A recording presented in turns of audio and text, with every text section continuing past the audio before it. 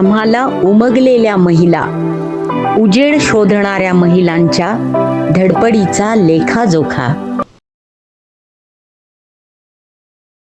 जयंती यवतमाळमध्ये सावित्रीबाई फुले जयंतीनिमित्त काल दिनांक 2 जानेवारी रोजी स्टेट बँक चौक इथे महाराष्ट्रातील आणि भारतातील पहिली शिक्षिका क्रांतिज्योती सावित्रीबाई फुले यांच्या जयंती दिनानिमित्त यवतमाळमध्ये तमाम आंबेडकरी आणि फुले चळवळीतल्या स्त्रियांनी पुतळा उभारण्यासाठी तिथे काम केले असता इथल्या मनोवादी लोकांनी सावित्री आईचा पुतळा इथून काढून टाकलेला अतिशय लाजिरवाणी बाब आहे आम्हा स्त्रियांसाठी.